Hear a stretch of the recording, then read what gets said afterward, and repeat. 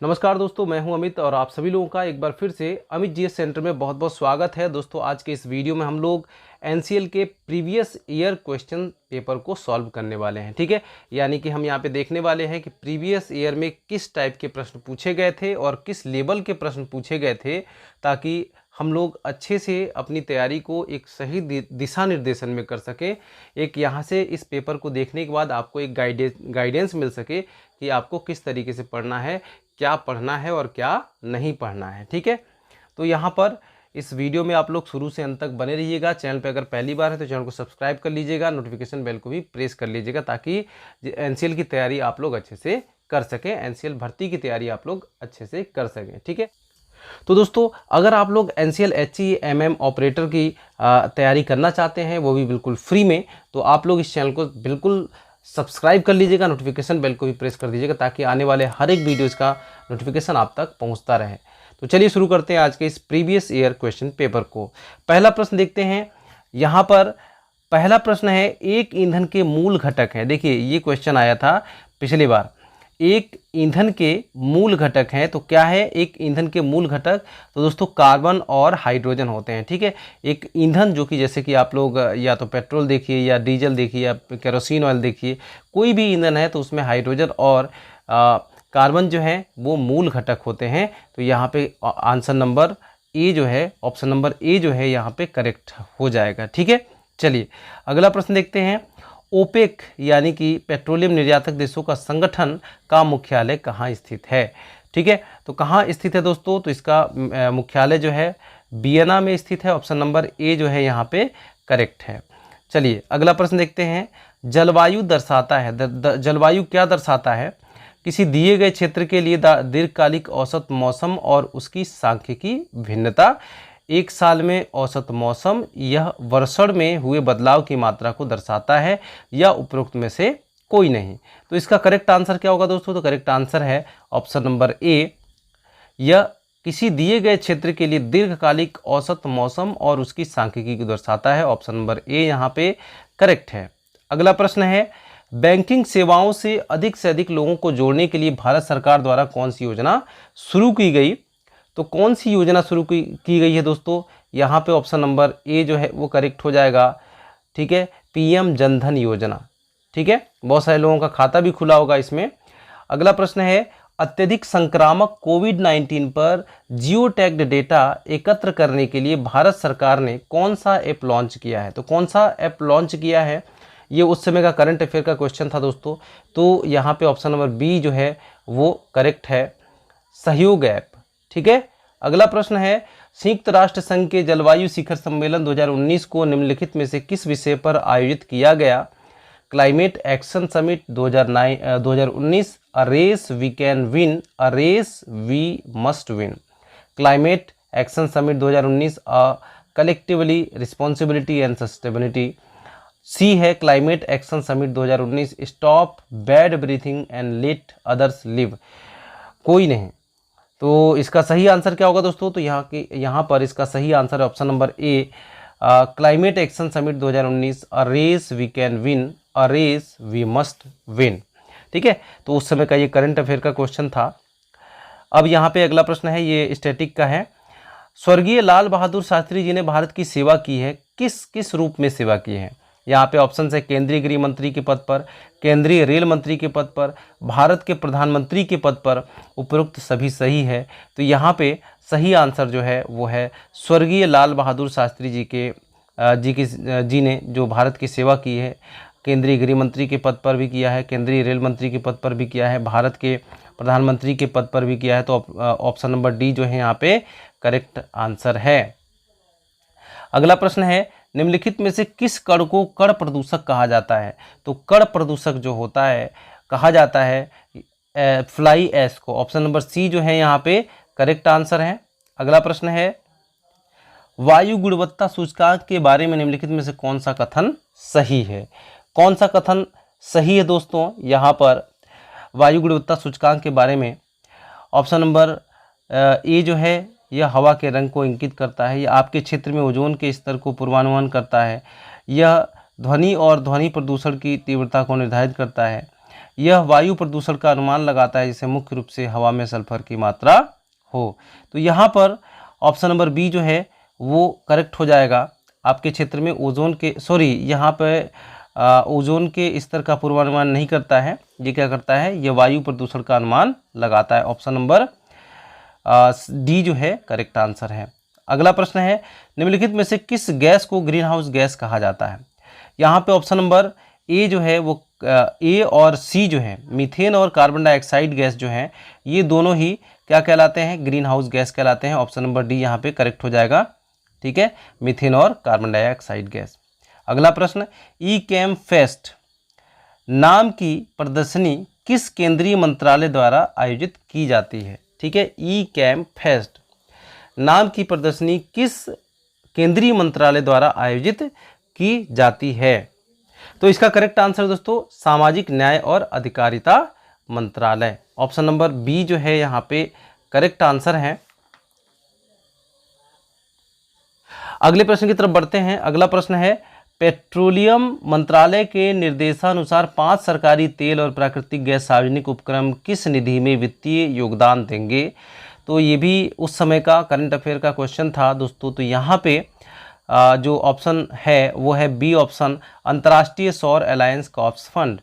अगला प्रश्न है क्वेश्चन नंबर 13, खुदोल जिले कोविड-19 के खिलाफ लड़ने के लिए संयुक्त राष्ट्र की शीर्ष 10 वैश्विक पहलों में सूचीबद्ध किया गया था, किस राज्य में लागू किया जा रहा है। तो यहाँ पे करेक्ट आंसर क्या होगा दोस्तों, तो यहाँ पे करेक्ट आंसर है ऑप्शन नंबर बी, मणिपुर।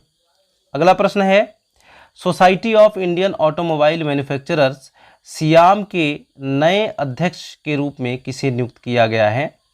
तो यहाँ पर जो सही आंसर है दोस्तों, सही आंसर है ऑप्शन नंबर ए, केनिची अयुकावा। ऑप्शन नंबर ए जो है यहाँ पे सही है। ठीक है, अगला प्रश्न है, राष्ट्रीय नाट्य विद्यालय एनएसडी के नए अध्यक्ष के रूप में किसे नियुक्त किया गया है।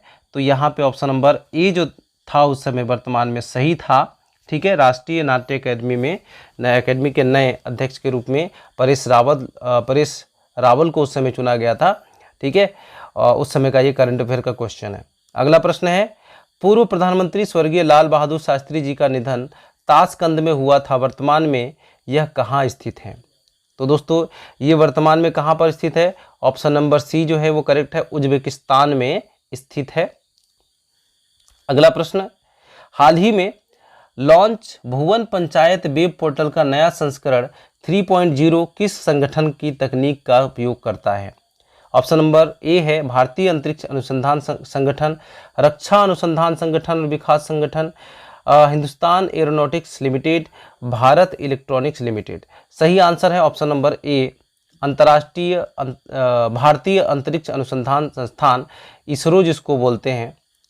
ठीक है, इसके तकनीक का उपयोग करता है। क्वेश्चन नंबर 18 जो है, नमस्ते भारत के किस केंद्रीय मंत्रालय का एक पोर्टल है। नमस्ते एक पोर्टल है और भारत के किस केंद्रीय मंत्रालय का यह पोर्टल है। इसका आंसर क्या होगा दोस्तों, तो इसका आंसर है दोस्तों आयुष मंत्रालय। ऑप्शन नंबर सी जो है वो करेक्ट है। यहाँ पर आयुष मंत्रालय का ये एक पोर्टल है। किसानों को आपूर्ति श्रृंखला से जोड़ने के लिए वैज्ञानिक और औद्योगिक अनुसंधान परिषद द्वारा शुरू किए गए मोबाइल एप्लीकेशन का नाम क्या है, इसको आपको बताना है। ऑप्शन नंबर बी जो यहाँ पे है वो करेक्ट है, किसान सभा। ठीक है, किसान सभा जो यहाँ पे ये करेक्ट आंसर है। होप हर जगह लोगों की मदद करना पोर्टल किस भारतीय राज्य की एक पहल है। तो ऑप्शन नंबर बी यहाँ पे करेक्ट आंसर है, उत्तराखंड राज्य का एक पहल है। अगला प्रश्न है, कोविड-19 महामारी के दौरान वरिष्ठ नागरिकों की कुशल क्षेम सुनिश्चित करने के लिए नीति आयोग द्वारा शुरू किए गए अभियान का नाम क्या है। तो इस अभियान का नाम क्या है दोस्तों, तो यहाँ पर जो करेक्ट आंसर है वो है ऑप्शन नंबर ए, सुरक्षित दादा दादी और नाना नानी अभियान।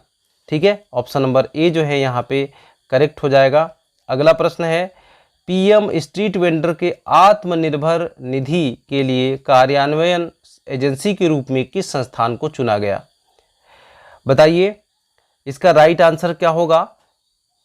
तो इसका राइट आंसर है ऑप्शन नंबर सी, भारतीय लघु उद्योग विकास बैंक, सिडबी जिसको कहते हैं। ऑप्शन नंबर सी जो है यहाँ पे करेक्ट आंसर है। अगला प्रश्न है, केंद्रीय मंत्री ने नई दिल्ली में सीएम पीडीआई रांची द्वारा विकसित मोबाइल एप्लीकेशन और कोयला खदान निगरानी और प्रबंधन प्रणाली लॉन्च किया है, इसका क्या नाम है। बताइए इसका क्या नाम है।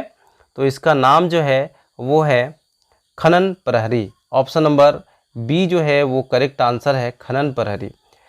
अगला प्रश्न है, ब्रिटिश सरकार ने पहली बार गांधी जी को गिरफ्तार किया, इसका सही आंसर क्या दोस्तों। तो पहली बार गांधी जी को गिरफ्तार कहाँ से किया गया था, तो वो किया गया था अहमदाबाद से। ऑप्शन नंबर ए जो है वो करेक्ट आंसर है। अगला प्रश्न है, महात्मा गांधी जी के राजनीतिक गुरु कौन थे। यहाँ पे सही आंसर है दोस्तों गोपाल कृष्ण गोखले। ऑप्शन नंबर ए जो है वो करेक्ट है। एक इंजन का स्ट्रोक है, यहाँ पे सही उत्तर क्या होगा दोस्तों। तो ऑप्शन नंबर डी जो है वो करेक्ट आंसर है, टीडीसी और बीडीसी के बीच की दूरी। अगला प्रश्न है, इंजन पिस्टन आमतौर पर एल्युमिनियम मिश्र धातु से बने होते हैं क्योंकि ये हल्के होते हैं। ऑप्शन नंबर ए जो है वो करेक्ट आंसर है यहाँ पे। अगला प्रश्न है, पिस्टन संपीड़न छल्ले बने होते हैं, किसके बने होते हैं। तो कास्ट आयरन के बने होते हैं। ऑप्शन नंबर ए यहाँ पे करेक्ट है। पिस्टन पिन को निम्न में से किस दूसरे नाम से जाना जाता है। तो पिस्टन पिन को गजन पिन के नाम से भी जानते हैं, ठीक है। ऑप्शन नंबर ए जो है यहाँ पे करेक्ट आंसर है। दो स्ट्रोक इंजन की पहचान कैसे की जाती है। तो वाल्व की अनुपस्थिति से की जाती है, यहाँ पे वाल्व उपस्थित नहीं होता है। अगला प्रश्न है, रेडिएटर में हवा के बुलबुले किस समस्या का संकेत है। तो इसका संकेत क्या है। तो ये है अनुपस्थित गैसकेट के, ठीक है। अनुपस्थित गैसकेट के होने का ये उसमें समस्या का संकेत है। अगला प्रश्न, स्टील स्टड और एल्युमिनियम मिश्र धातु के बीच अंतर धातु जंग लगने की प्रक्रिया परिवर्तित हो जाती है किसमें। तो ये परिवर्तित हो जाती है दोस्तों सिलेंडर हेड स्टिक से सिलेंडर ब्लॉक तक, ठीक है। अगला प्रश्न है, फ्लाई रेटिंग किससे संबंधित है। तो फ्लाई रेटिंग जो संबंधित है दोस्तों रेटेड ताकत से संबंधित है। ऑप्शन नंबर सी जो है बी जो है वो करेक्ट आंसर है। अगला प्रश्न है, इंजन में चोक का उपयोग कब किया जाता है। तो सही आंसर है दोस्तों जब इंजन ठंडा है। अगला प्रश्न, तेल मिश्रक के रूप में डिटर्जेंट का उपयोग क्यों किया जाता है। तो सही आंसर है कीचड़ बनने को रोकने के लिए। ऑप्शन सी जो है वो करेक्ट आंसर है। निम्न में से कौन सी स्नेहक के सबसे महत्वपूर्ण गुणधर्म है। तो क्या है। तो ये है चिपचिपापन, ठीक है। जितने भी स्नेहक होते हैं वो कैसे होते हैं, चिपचिपे होते हैं। गियर बॉक्स की उपयोगिता निम्न में से कौन सी है। तो इसका सही आंसर है ऑप्शन नंबर बी, वाहन के टार्क को बदलने के लिए। सड़क के संकेतों के लिए विनिर्देश किसके द्वारा निर्दिष्ट किया जाता है। तो यहाँ पे ऑप्शन नंबर सी जो है वो करेक्ट आंसर है, IRC 67 के द्वारा, ठीक है। ऑप्शन नंबर सी जो है यहाँ पे करेक्ट आंसर है। अब यहाँ पे मैथ का सवाल है तो इसका आंसर मैं बता दूंगा, आप लोग सॉल्व करते रहिएगा, सॉल्व करके इसके आंसर को मिलान कर लीजिएगा। बाकी इसके जितने भी क्वेश्चन बन रहे हैं उसके लिए एक अलग से वीडियो आपके लिए लेकर आऊँगा जल्द ही, ठीक है। अभी आप लोग केवल क्वेश्चन पेपर को देख रहे हैं, उसके आप लोग नॉर्मल जो आंसर हैं वो देख लीजिए, ठीक है, क्योंकि वीडियो बहुत ज़्यादा लंबी हो जाएगी। अनिल और सुनील की वर्तमान आयु का अंतर 6 वर्ष है। 4 वर्ष के बाद उनकी आयु के बीच का अनुपात 3:4 होगा। सुनील की वर्तमान आयु क्या होगी। तो यहाँ पे जो करेक्ट आंसर है वो है ऑप्शन नंबर सी 20 वर्ष, ठीक है। ऑप्शन नंबर सी जो है 20 वर्ष यहाँ पे करेक्ट आंसर है। 3 नंबरों में से पहला दूसरे से दोगुना है और तीसरा आधा है। यदि 3 संख्या का औसत 56 है तो पहली और तीसरी संख्या का अंतर क्या होगा। तो इसका सही आंसर क्या होगा दोस्तों। तो इसका सही आंसर होगा वो होगा 48। ऑप्शन नंबर डी जो है वो करेक्ट आंसर है। अगला प्रश्न है, ऐसी सड़क जिसे एकल मार्ग घोषित किया गया है, पार्किंग प्रतिबंध है, ओवरटेक करना प्रतिबंध है, रिवर्स गियर में नहीं चलना चाहिए। ऑप्शन नंबर सी जो है ऑप्शन नंबर सी जो है यहाँ पे करेक्ट आंसर है। उसमें सिंगल मार्ग में हम लोग रिवर्स गियर में नहीं चल सकते हैं। अगला प्रश्न है, 1.07 × 65 प्लस 1.07 × 26 प्लस 1.07 × 9 को अगर हम सॉल्व करें तो क्या आएगा, तो इसका करेक्ट आंसर होगा ऑप्शन नंबर सी 107 आएगा। ठीक है, सॉल्व करने के बाद 107 इसका आंसर आने वाला है। ठीक है, तो ये अगले वीडियो में, मैथ की वीडियो में आप लोग देखेंगे। अभी यहाँ पे हम लोग केवल क्वेश्चन पेपर को ही सॉल्व कर रहे हैं। अब यहाँ पे देखते हैं, किसी मोटर वाहन द्वारा पहाड़ से नीचे उतरते समय ड्राइवर इंजन बंद करके नीचे लुढ़क सकता है, गियर को न्यूट्रल करके एवं इंजन बिना बंद किए हुए लुढ़क सकता है, न्यूट्रल गियर रखकर नीचे की ओर लुढ़क सकता है। ड्राइवर को न ही अपना गियर न्यूट्रल करना चाहिए और न ही इंजन को बंद करना चाहिए। ऑप्शन नंबर डी जो है यहाँ पे करेक्ट आंसर है। अगला प्रश्न है, सबसे ज़्यादा उपयोग होने वाले ब्रेक संचालित किए जाते हैं कौन से, तो हाइड्रोलिक तरीके से। ऑप्शन नंबर बी जो है यहाँ पे करेक्ट आंसर है। पर्यावरण चूक दर पाया जाता है।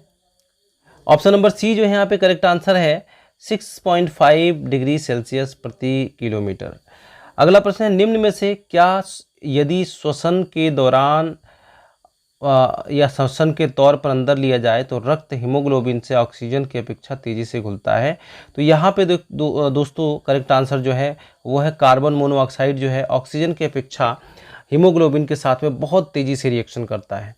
ठीक है, आगरा स्थित ताजमहल को नुकसान पहुंचाने में निम्न में से क्या कारक हो सकता है, तो वो है सल्फर डाइऑक्साइड। ऑप्शन नंबर ए जो है वो करेक्ट आंसर है, सल्फर डाइऑक्साइड।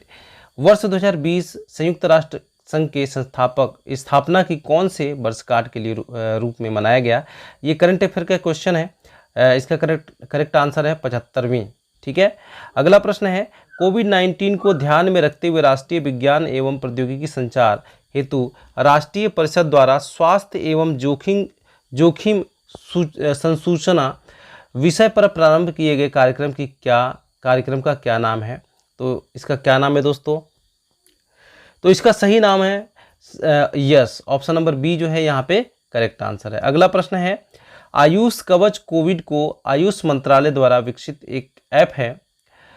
आयुष कवच कोविड जो आयुष मंत्रालय द्वारा विकसित एक ऐप है का सफलतापूर्वक किस राज्य या केंद्र शासित राज्य के द्वारा उपयोग आरंभ किया गया है। तो इसका सही आंसर क्या है दोस्तों, तो इसका सही आंसर है option number B, Uttar Pradesh. ठीक है, ये उस समय का करंट अफेयर का क्वेश्चन है, ऑप्शन नंबर बी। अगर पैर ब्रेक फेल हो जाता दिखे तो सबसे पहले ड्राइवर को क्या करना चाहिए। कई बार पैर ब्रेक पर पंप करे, हल्के से हैंड ब्रेक लगाते हुए गियर बदलकर निचले गियर पर जाए। तो यहाँ पे ऑप्शन नंबर सी जो है वो करेक्ट हो जाएगा। रास्ता दे साइन आकार का है, किस आकार का होता है, त्रिकोणीय, वृत्ताकार या अष्टकोणीय या षटकोणीय, किस आकार का होता है दोस्तों, तो ये होता है ऑप्शन नंबर ए, त्रिकोणीय आकार का। अगला प्रश्न है, विश्व के मानचित्र पे कौन सा देश लॉन्ग शू के रूप में दिखाई पड़ता है। तो इसका सही आंसर है इटली दिखाई पड़ता है। अगला प्रश्न है, भारत में राष्ट्रीय हिंदी दिवस कब मनाया जाता है। तो ये जीके का क्वेश्चन है, स्टैटिक जीके। 14 सितंबर को मनाया जाता है। अगला प्रश्न है, भारत में कारगिल युद्ध किसके साथ जुड़ा हुआ है। यहाँ पे ऑप्शन नंबर डी जो है वो करेक्ट, ऑपरेशन विजय जो है वो कारगिल के साथ में जुड़ा हुआ है। 5 मीटर आधार और 10 मीटर ऊंचाई वाले त्रिभुज का क्षेत्रफल कितना होगा। इससे जब निकालेंगे तो इसका करेक्ट आंसर कितना आ जाएगा, तो इसका करेक्ट आंसर जो आएगा 25 वर्ग मीटर।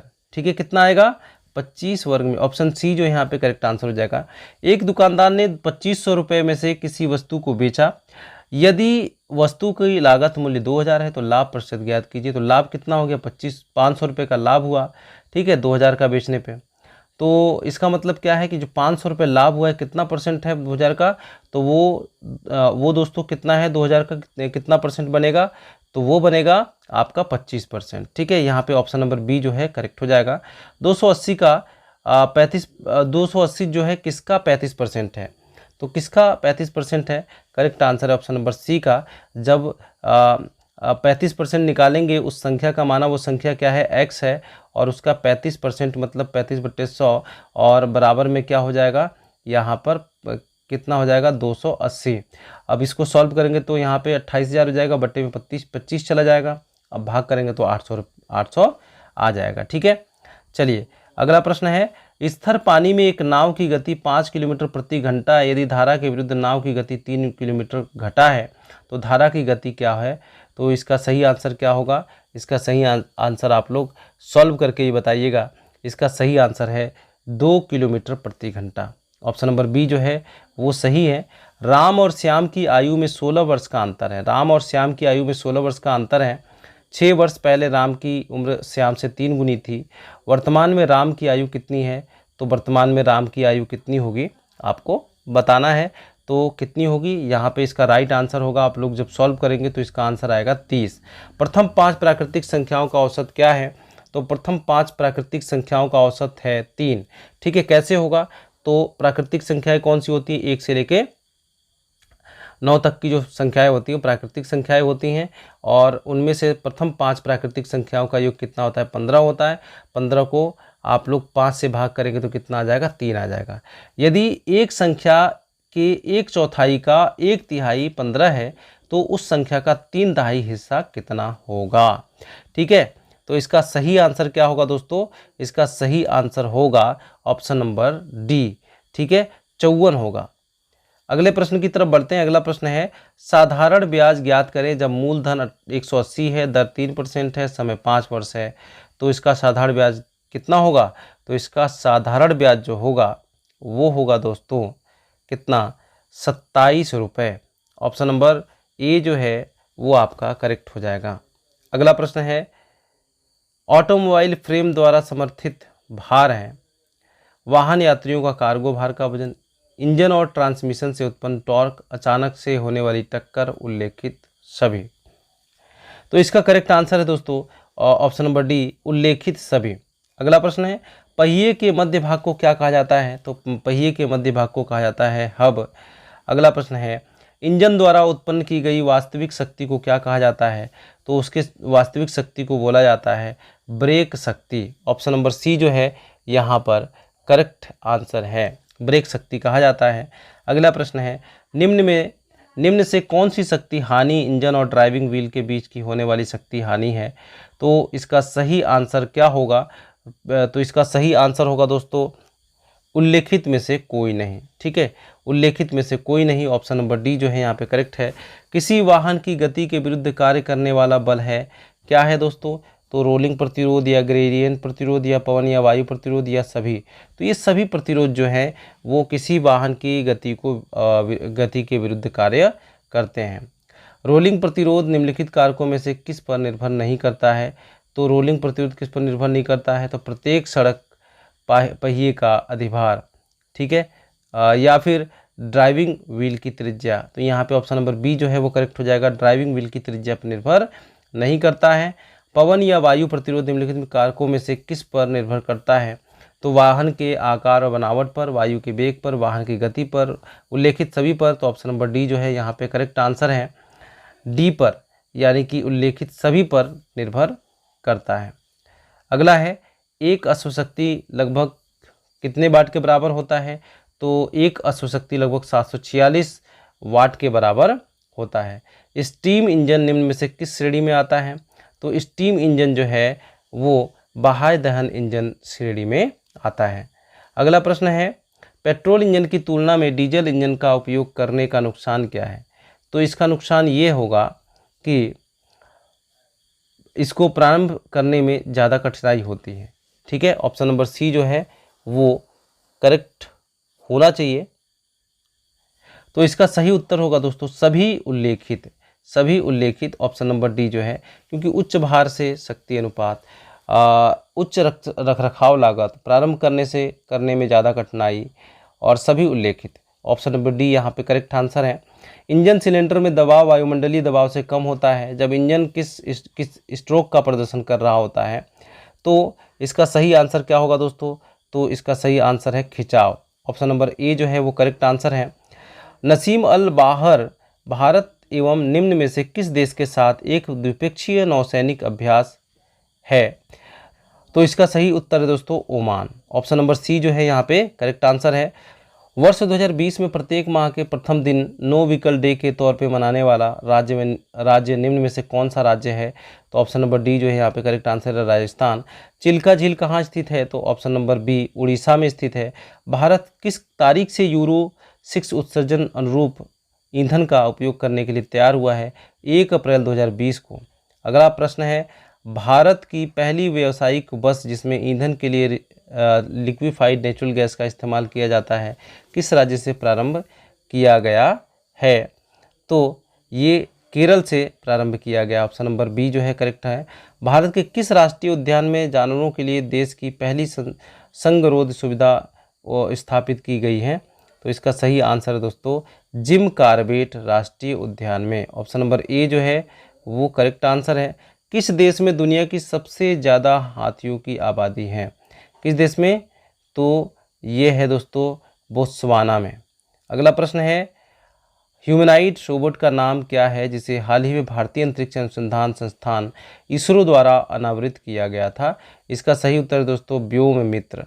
ऑप्शन नंबर बी जो है वो करेक्ट आंसर है। अगला प्रश्न है, कौन सा बैंक हाल ही में 3 मिलियन फास्टैग जारी कर सबसे बड़ा फास्ट टैग जारी करता बन गया है? इसका सही answer option Paytm payment bank. अगला प्रश्न है, कैप्टन विक्रम बत्रा जिनके नाम पर दिल्ली स्थित मुबारक चौक का नाम बदला गया है, वे किस युद्ध में शहीद हुए थे? तो इसका सही उत्तर दोस्तों कारगिल युद्ध। Option number C. ठीक है, चलिए अगले प्रश्न की तरफ बढ़ते हैं। अगला प्रश्न क्या है देखते हैं। अगला प्रश्न क्या है? तो अगला प्रश्न है, 2 जनवरी 2020 को प्रकाश पर्व किस सिख गुरु की जन्म वर्षगांठ के रूप में मनाया गया? तो इसका सही उत्तर दोस्तों ऑप्शन नंबर सी गुरु गोविंद सिंह के जन्म पर्व के रूप में या प्रकाश पर्व के रूप में मनाया गया है। अगला प्रश्न है, कौन सा भारतीय खिलाड़ी हाल ही में world game athlete of the year पुरस्कार जीतने वाला अब तक का पहला हॉकी खिलाड़ी है? इसका सही उत्तर है रानी रामपाल। अमेजन वर्षा वन का अधिकांश भाग निम्नलिखित में से किस देश में अवस्थित है? तो इसका सही उत्तर है ब्राज़ील। ऑप्शन नंबर बी जो है वो करेक्ट आंसर है। यदि 6 वर्षों के उपरांत साधारण ब्याज मूलधन के 30% के बराबर है तो ब्याज मूल के बराबर होगा। इसका सही आंसर क्या होगा दोस्तों? तो इसका सही आंसर है ऑप्शन नंबर बी 20 वर्ष। ठीक है, अगला प्रश्न है, 2 तरफा रास्ते वाले चौराहे पर कुल संघर्ष बिंदु कितने होते हैं? तो इसका सही उत्तर है ऑप्शन नंबर डी 6 होते हैं। कितने होते हैं? 6 होते हैं, यानी कि 6 होते हैं। 2 पहिया वाहनों में किस प्रकार की शीतलन प्रणाली प्रदान की जाती है? इसका सही उत्तर दोस्तों वायु शीतलन। ठीक है, अगला प्रश्न है, स्टॉप साइन का आकार कैसा होता है? तो स्टॉप साइन का जो आकार होता है अष्टकोणीय होता है। अगला प्रश्न है, तो इसका सही उत्तर है दोस्तों नो यू टर्न, मतलब कि आप यू टर्न यहाँ से नहीं ले सकते हैं। वाणिज्यिक वाहन लेआउट में इंजन आगे पीछे या फर्श के नीचे स्थित किया जाता है, इसका प्रमुख कारण क्या है? तो इसका प्रमुख कारण है बेहतर इंजन वितरण के लिए। ऑप्शन नंबर बी जो है वो करेक्ट आंसर है, बेहतर इंजन वितरण के लिए। ब्रेक ड्रम के लिए प्रयुक्त धातु क्या है? तो उसके लिए क्या है? कास्ट लोहा। क्या है? कास्ट लोहा जो है वो करेक्ट आंसर है। चलिए अगले प्रश्न को देखते हैं, संकेत का अर्थ क्या है? तो संकेत का अर्थ क्या है? तो इसका अर्थ है दोस्तों आगे सड़क विभाजित है। ऑप्शन नंबर सी जो है यहाँ पे करेक्ट आंसर है। ब्रेकिंग सिस्टम का जो प्रकार है जिसे पावर ब्रेक कहा जाता है, किसका उपयोग किया करता है? तो ये संपीड़ित हवा का उपयोग करता है। अगला, आमतौर पर इस्तेमाल किए जाने वाले मोटर वाहन संबंधित संक्षिप्त नाम ABS क्या है? तो इसका पूरा नाम है anti lock braking system. Option number B जो है वो करेक्ट आंसर है। निम्नलिखित में से कौन एक भारतीय ऑटोमोबाइल निर्माता हैं?